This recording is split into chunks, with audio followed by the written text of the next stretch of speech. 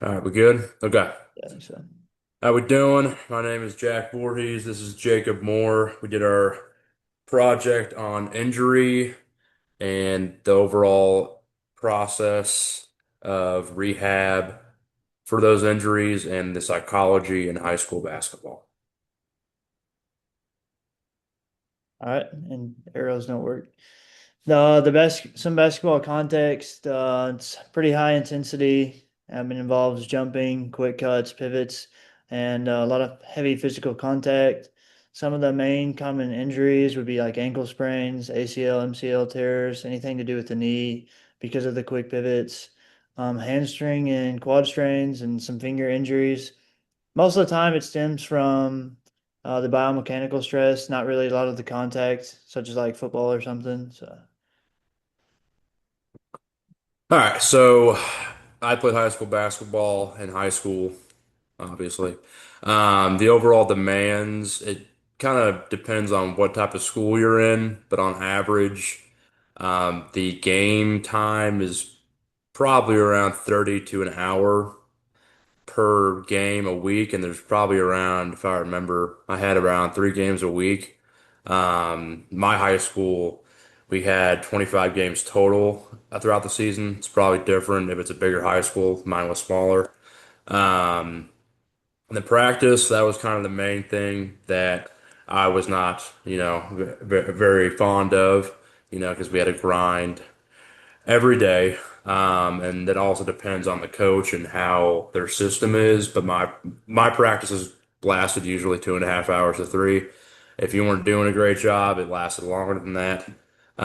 So that takes a toll mentally and physically, of course.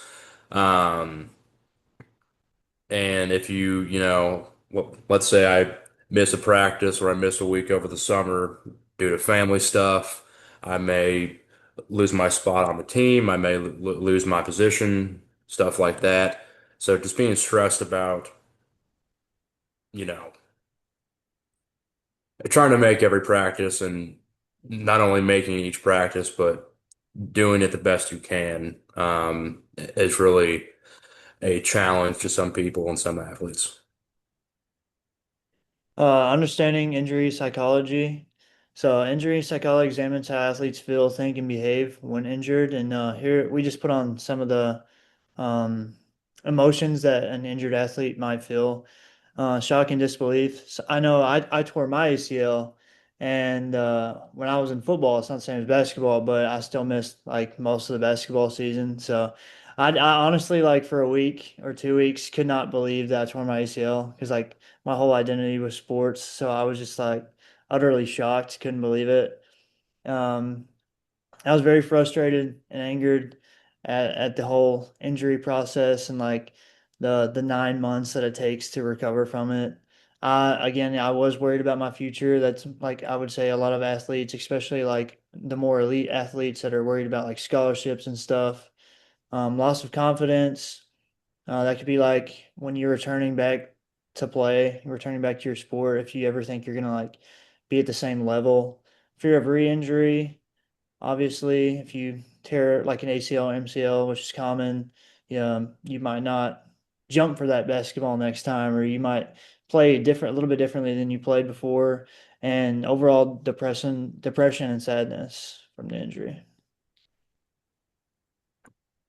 Going in on more of the psychological aspect after an injury, like he just said, once you do get injured, especially something as serious as an ACL, MCL, or a pretty bad concussion in some cases, it can definitely lead to a lot of anxiety in terms of your future.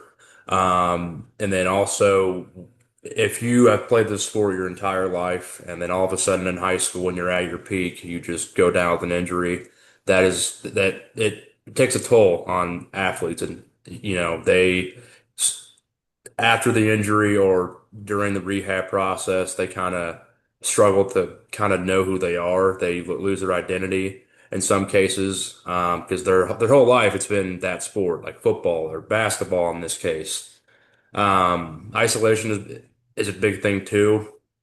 A football example from my high school career, I got a pretty bad concussion and I had to be out of school for around a month and a half to 2 months. So that period of just being by yourself at home, no one's texting you on the team, no one's, checking on you, the coaches aren't texting you, you know, that could be a mix of, hey, they're busy, or hey, maybe they don't care about me as much, or my spot on the team is very expendable. So just that overall feeling of isolation can drive a lot of anxiety and can drive them away from the sport that they love their entire life. And then the uncertainty, and that comes with the overall future of the athlete after the injury. If I tear my ACL or if I hurt myself really bad, what's going to happen after I eventually get rehab and be healthy again? Am I going to have the same spot on the team? Am I going to still want to play the same sport? It takes a toll, especially on young people in high school, still growing, still maturing. Their brain is not fully, developed yet. So, yeah. We got the reality of healing up next. Just it's kind of different for every injury. Just for like a mild ankle sprain, which is probably the most common in high school basketball, just like 1 to 3 weeks. Severe ankle sprain could be longer than that, 3 to 8 weeks or more. And in like a total ACL, like reconstruction would take 9 to 12 months. And the mental readiness frequently lags behind physical healing. That's kind of like what we've talked about. So like even though like that severe ankle sprain is like healing up, you might not be ready to fully come back, mentally. Like your head might not be there, um, and throughout your sport. And that can affect like how you play in games or practices. Like I mean that can affect your performance as well. And we have a little video that talks about kind of what we've been talking about, so I'm just gonna play it. So, what I share with you here, being a wash and wear kind of guy, is simply this. I believe that every athlete that gets hurt, I believe that every athlete that gets injured, and I don't mean just sits out for a while, but that suffers with an injury. I believe that every athlete, almost every athlete that gets injured, goes through depression. Why do I believe that? And I don't mean like clinical depression where they're suicidal, that stuff happens, but I don't mean every injured athlete goes there or that can't get out of bed. I don't mean that clinical depression, but I'm talking about the depression where they get sad, they'll get mood swings, they don't want to eat, they don't want to deal with people, that stuff. Why do I think that every athlete that gets injured deals with depression? Simple. Because the way that athletes and the way that we deal with life is through our sport. The way that athletes deal with life is through our sport. If sport is okay, if things are all right professionally, life just kind of takes care of itself, right? It does. Now, what we've done is now we've removed that primary coping mechanism. And now, how are they going to cope? With never having coping mechanisms, and we see it now more than ever, not being able to cope with things with mental toughness, that's all that we deal with it. Now we're dealing with significant event like an injury, and we've removed their primary coping mechanism. That's why I believe every athlete deals with that. Every athlete goes through sadness. Every athlete is going to get the blues. And what I want to share with you is this, things that I've encountered, but I'm not going to tell you anything, guys and ladies, that you haven't already heard. I just hope maybe I can tweak it a little bit and maybe part of this might be able to stick. That's pretty much the gist of kind of what we've been talking about. And I feel like I can relate, and I'm sure Jack can relate as well, that like we put our like identity a little bit in basketball or whatever sport that you play, and a lot of high school athletes do. And I remember like going to school and being like, well, if I just make it through school, at least I got basketball practice or at least I got football practice. And now that you take that away from an athlete, well, what do they go to? And a lot of them haven't come up with like coping mechanisms because they're not old enough yet. They haven't went through as many maybe injuries as other players have. So like especially that first time of getting injured and having to deal with that is going to be one of the toughest. And then going into like the actual rehab process for an injury, it's different for every type of injury. If it's a leg injury like ACL, MCL, shoulder, arm, head injury, but usually it involves like the first step is the actual doctor, like you go somewhere to get diagnosed, you get some scans, you get some actual medicine in some cases, to to actually treat the injury at first. And then the most important part, in my opinion, is the actual therapy of it. And that's where you go and you either do different activities that stimulate the muscles that have been injured, to eventually get back to, or get to eventually get the strength back in your ACL, your shoulder, your elbow, something like that. And that goes in line with the actual strength programs that most places offer, especially in high school athletics. Again, it depends mostly on the school and the area you live in. My school didn't have any of this, but most bigger schools do. And just the overall uh, time it takes to get someone back to playing after a bad injury. Um, the overall process can be painful, and again, it can be isolating, especially for someone playing high school basketball, and just being in high school in general. It's a very stressful time emotionally and mentally for a young person. It's the first time, they're around this many people their age, or the first time they're going through puberty or something like that. So it's definitely not a fun time for somebody that just tore an ACL, like if a 17-year-old just tore it and they have to go through this process and you know, be away from the school, their friends, and most of the time their family. Some of the research findings, the first one is focuses more on like the psychological factors in rehab. This is like pressure to return early to protect their position, which I feel like a lot of high school athletes will do. You don't really see that in the like the NBA or college now. They get paid for because they get paid anyways. But for like a high school, like their position matters to them. Like being a starter matters to these young athletes. And if you get like an ankle sprain or something, you're like on the brink of starting. Coach just started you last week. Well, then you're gonna want to come back early from it. You're gonna want to push it a little bit further than you would whether if you were sitting on the bench or something like that. But overall, like the sport means so much to them that they're pressured, and these pressures can come from their friends or it can come from coaches. And social influence significantly affects decision making as well. I would say that's more like friends and maybe like a family, and athletes can grow to resent their teammates during rehab. This can be like what Jack was talking about earlier. Well, why did my teammates not text me? Why are they just going on like like nothing happened, because you're the only one really feeling the effects of your injury in rehab. So you can grow to resent your teammates. There were some athletes that built self-reliance and mental resilience, and I would say this comes from how they cope with it. Some athletes can set goals like what we're going to talk about in a minute, and really like build their mental resilience to this injury and felt like they really overcome something and become stronger from it.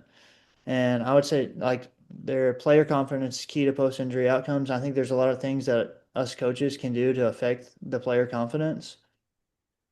Now I'll move on to research number two, and this is the emotional experiences of rehab. Social support in this article was the largest provider, family and friends. I know when I tore my ACL, I had my friends checking on me, I had coaches checking on me, I had family. They were pushing me to do the rehab because sometimes athletes get hurt and they kind of just like get stuck in this place where they don't want to do anything. And I had a lot of coaches push me to go to rehab and keep going. And the athletes described it as a roller coaster of emotions. This can be from, like all the emotions we talked about earlier, frustration, sadness, depression. You do have some good moments in rehab, like when you slowly start completing those goals. But overall, the negative emotions dominated, such as boredom, frustration, repetition. Because if you're out moving every day, and then all of a sudden you're just like stuck in bed or you're stuck sitting down all the time, that can really be boring and frustrating. And the strongest coping strategies in this article was visualization and goal setting. And we're going to talk about that a little bit in a minute in the case study. Some injury prevention strats that we both found, and that just be known from personal experience playing sports in high school, and like what, your coaches teach you and what people teach you after the injury. Like when you get to practice and you're in the process of, stretching and doing things to kind of warm up, it's very important to kind of use every muscle possible and stretch every muscle possible because with a sport like basketball, you're jumping, you are moving your feet fast, you're using pretty much your legs and your feet and your arms and hands constantly. Um, and this also goes in, uh, this also goes side by side with like the balance and landing training, especially for, I would probably say, uh, guards in high school, like the the ones that are mostly going to the basket every possession and jumping and blocking. It's very important to learn how to land properly so you can avoid, your knee being blown out or your foot being hurt. That's very important to learn, especially in high school, if you do want to move on to play college or NBA eventually. And then in the weight room, just building muscle, that's very important, especially in your legs and your knees and your calves.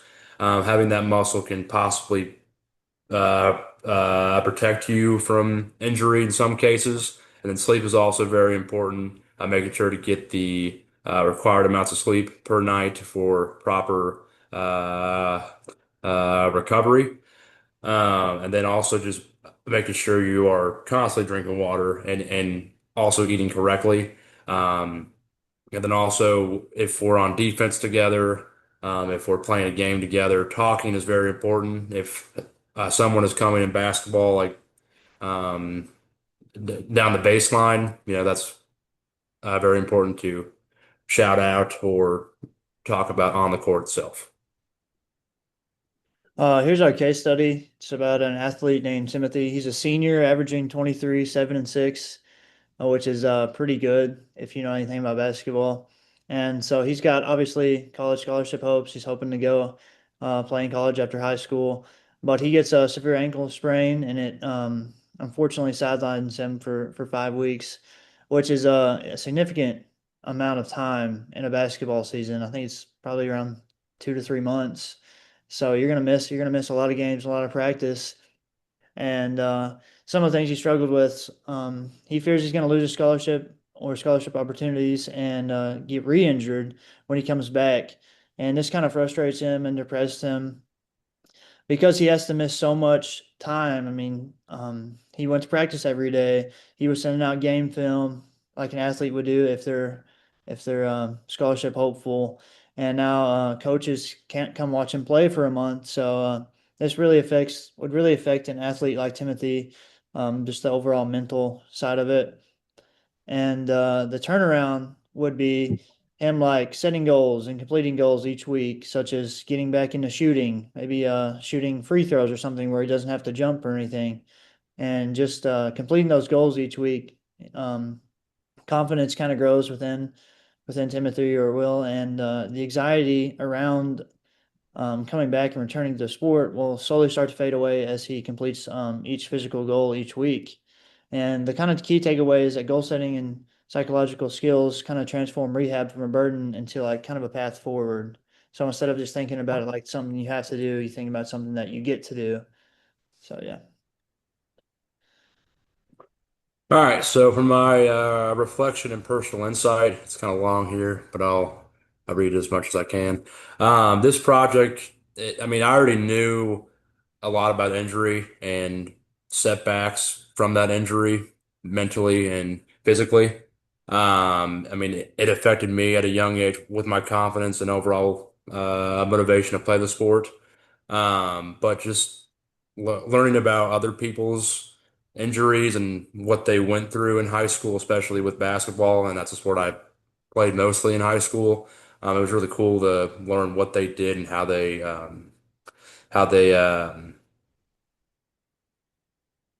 overcame the injury, and how they got back to playing at a pretty high level.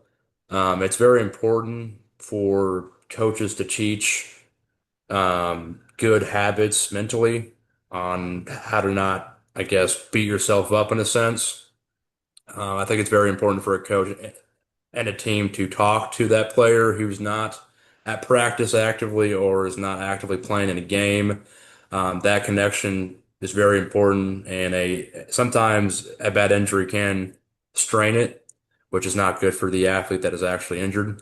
And that one of the biggest takeaways that I learned growing up and from this project is that the overall rehab takes patience, not just physically but mentally. And the research that we just showed you 2 slides ago said that goal setting is very important because when you are injured, you want to make sure that you're setting goals for your active recovery, and like what you do on a day-to-day basis and how you're gonna reach that and succeed eventually, and that a strong support system can really help an athlete. Again, like having the team still be there and the teammates, even if they are a bench player, a starter, someone that doesn't even touch the court, it's very important for a team to be a team no matter what. And this topic just made me realize how demanding high school basketball is. At my school, it was kind of, I mean, very small school. Yes, it was demanding, but some schools take it to a level that I can't even comprehend. So, So like I said earlier, I kind of tore my ACL playing football, and it kind of destroyed me for a few weeks. And kind of like reflecting on this project, at first, like when I first got in, I thought it really just destroyed me because I put my entire identity into the sport. But I learned that it kind of really just affects all athletes in general. Even if they don't do that, it can affect like their mental health, even if they don't identify themselves with just in sport. And that basketball overall injuries and sports injuries overall affect more than just like the body of the athletes. Sure, like obviously if you tear your ACL, it's going to affect your body for a long time, but it's also going to affect your mental health. And like we said earlier, like these athletes spend their days multiple hours a day, multiple times a week traveling, playing basketball, and just getting that taken away is just really tough on them, especially like 16, 17, 18-year-old kids who sometimes they only play basketball just to be with their friends and then they get injured. And I just thought about like some of the ways that I could help the athletes, being a coach, and they're similar to Jack's. Just keeping them involved with the team overall, checking up on them, allowing them to come to practice, just to sit on the sideline, just watch practice, help them keep score during different activities, run the clock, pretty much anything to keep them there and just off the couch or bed when they can. Provide them encouragement, text them, send them a few text messages every week. Say, hey, we miss you at practice. Hope you're doing good. Watch for any mental health concerns and help them set goals. Sometimes athletes need our help as coaches on setting realistic goals. Sometimes they will like to return a little bit too quickly. And if you sit down with the athlete and help them go each week by week, maybe we can set more realistic goals that they can complete. And I would say that getting injured and returning to sports is one of the hardest things for an athlete to do, especially like a high school athlete. It takes perseverance and self discipline. And one of the things that I think I've learned that throughout this project is that the recovery is not going to be the same for all the athletes. Whether that's ankle sprain, ACL, or even just like how the athlete is individually. But all the athletes need the same support from teammates, from coaches, from parents, from their friends. So yeah, here's some of our references: the YouTube video and the first article and the second one. thank you guys.